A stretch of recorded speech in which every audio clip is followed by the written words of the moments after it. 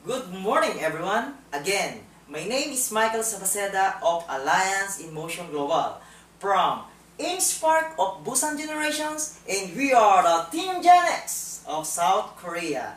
Another product po na gusto namin i-share sa inyo is Vida, which is the world first cardioceutical drink. At ang maganda sa product na ito is meron po siyang human clinical studies. Ito po ay DSM product na AIM Global lamang po ang binigyan ng pagkakataon para makapag-introduce ng napakagandang produkto na ito.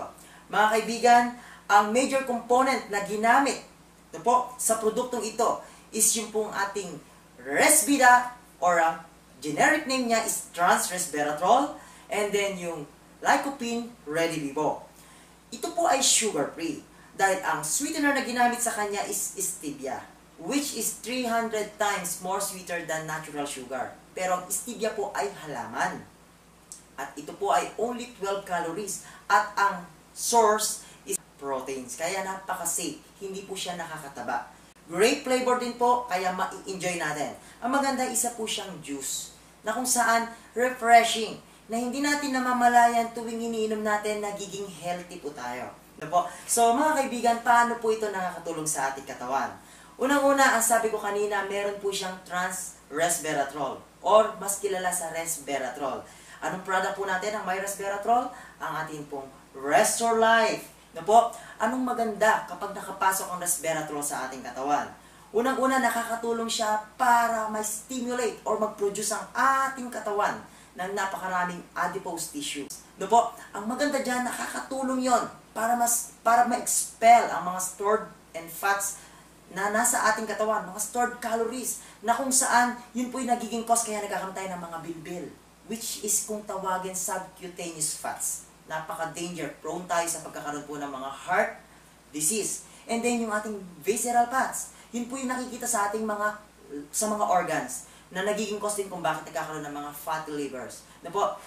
Ang product po na ito, sabi ko sa inyo, yung Resveratrol, nakakatulong din siya para makaiwas tayo sa mga metabolic diseases. Alam natin, ang Resveratrol, tumutulong po siya para mabilis na tunawin yung pong ating mga kinakain. So, makakaiwas po tayo, lalo yung mga kaibigan natin na meron pong diabetes. Makakatulong sa kanila ito. Kaya pwede nating i-share sa kanila. At least yung pong kinakain is na-convert agad as energy. Ano pang ganda ng produkto na ito? Meron din po siyang Lycopene Redivivo. Ano naman yon? Nakakatulong po yon para sa ating cardiovascular. Para magkaroon po ng magandang function ng ating mga arteries. At least, maiiwasan natin yung tinatawag na atherosclerosis. Dahil po kapag umiidad ang tao, na-experience po natin yung pagsikip ng ating mga ugat. Na kung tawagin nga, ang atherosclerosis, yan po yung mga thickening of blood vessel walls. Nagiging mahirap daluyan ng dugo. That's why nagkakaroon tayo ng mga tinatawag na blood pressure. At isa pa po, mga kaibigan, ang product na ito, lahat po ng mga ugat natin na may problema kagaya po sa ating artery, natutulungan niyang ma-repair. Kumbaga, bumabata po yung ating ugat. Nakakaiwas tayo sa pagtigas ng ating mga ugat. Kaya makakaiwas tayo sa pagkakaroon po ng mga heart attack. Ngayon, mga kaibigan, ang product din po na ito, ang sabi ko, meron po siyang human clinical studies. Alam niyo po, napakaganda sa isang produkto na meron pong human clinical studies. Ano ba yun? Dahil ang bawat produkto po o bawat food supplement, nag-undergo yan sa tinatawag na clinical studies.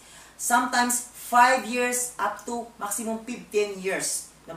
Tinetest nila yan sa mga animals until ipagamit po sa mga tao. But this time, ang product na ito ginastos na talaga ng million dollars. Dahil po, ito po ay unang ginamit sa tao.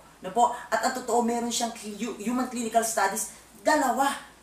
Ano yung human clinical studies niya? According po sa FMD or yung flow-mediated dilations, yan po yung biomarker for human cardiovascular health. Yan po yung nagmo-monitor kung gaano ka-accurate yung pong isang produkto pag sa loob po ng ating katawan, kung talagang bumubukas po yung ating mga arteries. Ang unang ating human clinical studies, according sa FMD, at according din ito kay Dr. Peter Howe from the University of South Australia, sa pag-aaral niya, kapag nag-take ka raw ng 30 milligrams, 90 milligrams, or even 270 milligrams of Lycobera Nutrablend makaka-experience within 1 hour. You will experience from 62 up to 91% artery dilations. Imagine yung ating arteries is bubukas po siya. Kapag bumuka ang artery, meaning to say, magkakaroon ng magandang blood flow. Ano po ba yung blood sa ating katawan?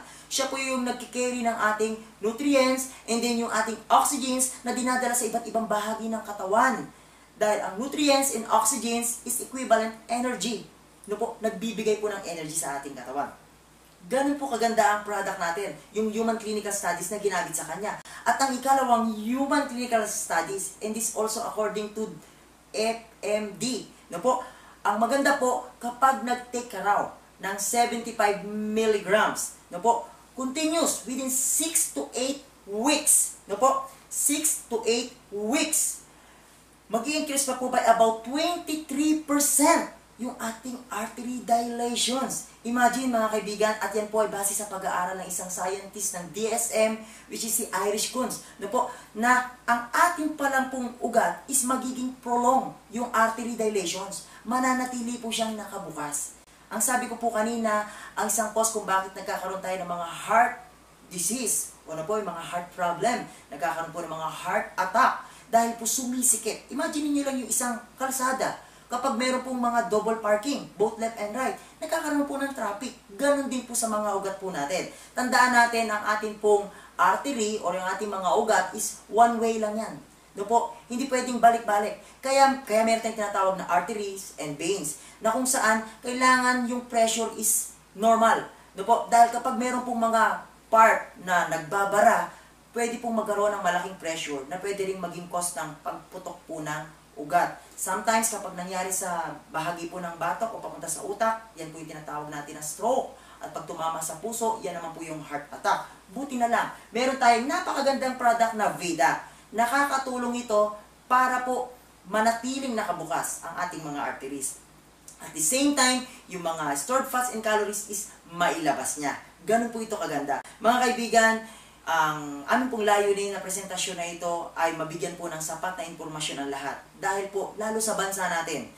Alam niyo po ba na sa ating bansa, sa Pilipinas, na po, na 3 out of 10 Pilipino ang nagsasuffer po ng tinatawag natin na cardiovascular disease.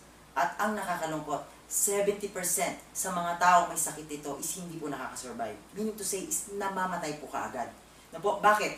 Alam niyo po ba na ang isang tao, minsan hindi niya alam na ina-atake na siya.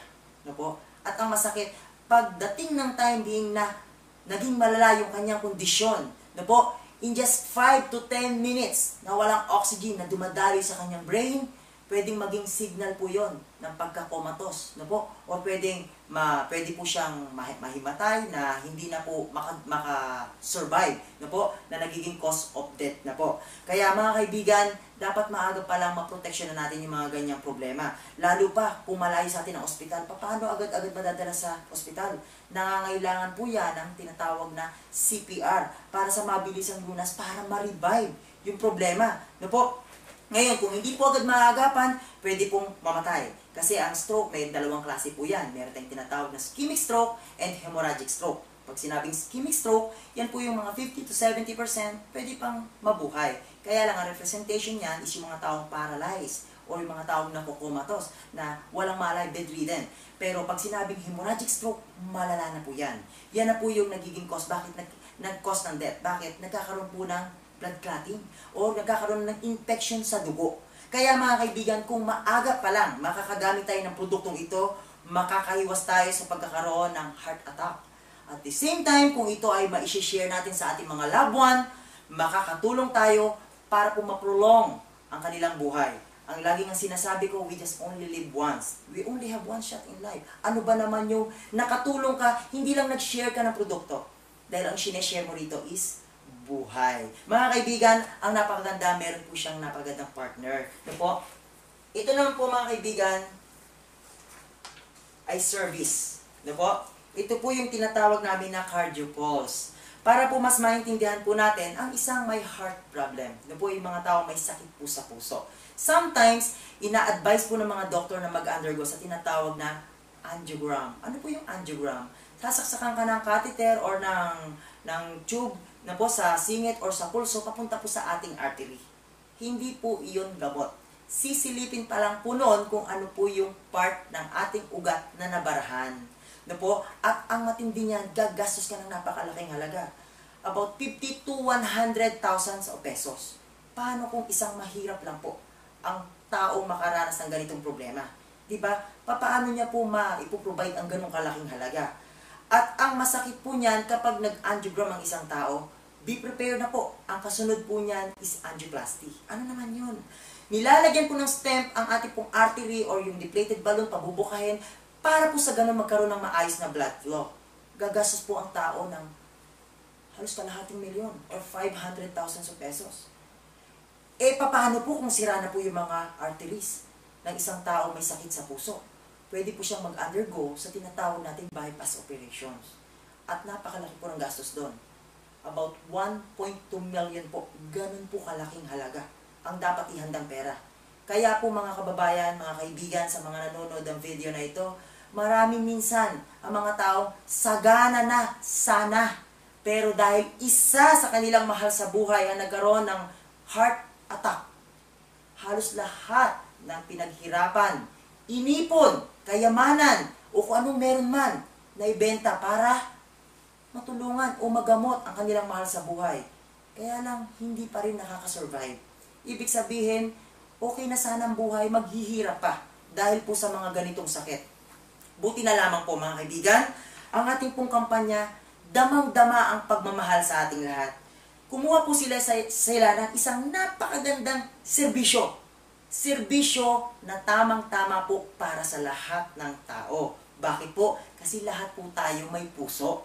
At lahat po tayo, kailangan nating malaman kung ano po ang status ng ating puso. Kung ano po yung kondisyon. Mga kaibigan, ang sabi ko po kanina, para malaman mo kung ano ang kondisyon ng puso mo, kailangan mo magpa-angiogram, which is invasive. But this time, this is non-invasive. Hindi ka po masasaktan. Bakit? Ito po ay parang maliit na gadget na iipit lang sa iyong index or middle finger. In just 3 minutes, mamomonitor na po, makikita na po yung iyong heart rate, yung iyong physical and mental stress, at higit sa lahat, yung iyong cardio score. Meron po tayong 1 to 7. This time, makikita nyo po yung inyong cardio score. 1, 2, ito po ay excellent at good. Maganda po yan. Pero pag 3 and 4, medyo wina-warningan ka na. Medyo mag-ingat na po. Pero pag 5 and 6, delikado na. Very bad na po yon. At kapag 7, any moment, pwede po magkaroon ng heart attack. Yun na po yung high risk. Mga kaibigan, ingatan po natin ang ating katawan. Dahil ito po ay regalo ng ating Panginoon Diyos. Kung hindi po natin ito babantayan, iingatan, pwede po tayong magkaroon ng karamdaman. Lalo na yung lifestyle natin ngayon. Mahilig tayong kumain ng mga hot compress, yung mga dumaan sa mantika, mga pagkain niluto, na kung saan yung oxygen level ng katawan natin is bumababa. At tumataas po yung mga tinatawag nating bad cholesterol sa loob ng ating katawan. Ngayon, mamomonitor mo na kapag nagpa-check up ka sa ating, meron tayo ngayong 65 branches na nag-o-operate para po makatulong, malaman yung ating heart conditions. Mga kaibigan, kung kanina ang sabi ko, ang cost kapag nagpa-angiogram ka is about 50 up to 100,000 pesos. But this time, only 1,000 pesos. Malalaman mo na kung ano po yung iyong heart condition. Diba? Napaka-cheap ng halaga para makapagpa-check up ka. At ito po ay ini-offer namin para sa lahat. Pwedeng walk-in, magpunta po sa aming mga VCO centers para po at least makapagpa-check up po kayo. But what if member po ang magpapa-check up? Ang good things kapag ikaw ay miyembro ng ating kumpanya, this is just only 300 pesos. Di ba? 700 pesos yung nasave mo. Grabe, napaka-cheap. Ang maganda, ito po ay safe, ito po ay fast, at non-invasive, at napaka-accurate. Dahil ang serbisyo na ito ay patented po ito ng Korea.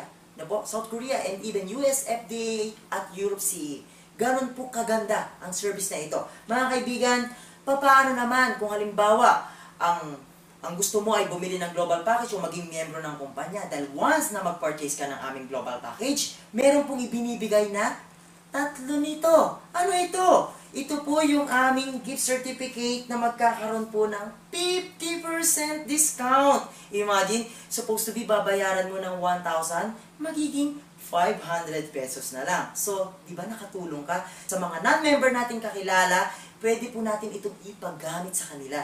Sabi nga, share your blessing. Blessing po ito, bakit? Isipin mo, isi-share mo sa kanila, nakasave sila ng 500 pesos. At ang maganda, malalaman pa nila yung heart condition nila. At alam nyo ba, ang ganda-ganda ng serbisyo po ng ating kumpanya, dahil yung mga medical inclined na tao mag-a-assist tayo. Sometimes, alam nyo, pag nag-drop by po kayo sa mismong BCO, sa ating main office, si Dr. Butch Villena, grabe, siya po yung mag-check up sa atin. At least talagang pwede mong itanong kung ano yung ibang nararamdaman mo pa. Diba? Ganyan po yung puso ng ating kumpanya. Damang-dama mo talaga kung paano po nila gustong makatulong para sa lahat. Mga kaibigan, again and again, ang aming service ini-offer namin sa lahat. Ang video na ito, sana mabigyan namin ng sapat na impormasyon ang lahat po ng mga nakakapanood dito. Maging miyembro ka man o hindi ka miyembro, naniniwala ako, kailangan mo ito. Maging ang aming vida. Bakit po? Kasi may puso ka. Ibig sabihin, kailangan alagaan mo yan. Dahil sa panahon ngayon, sobrang halaga at importante ang ating kalusugan. My name is Michael Sabaceda of Alliance in Motion. Nakatulong sana po ito sa inyo lahat.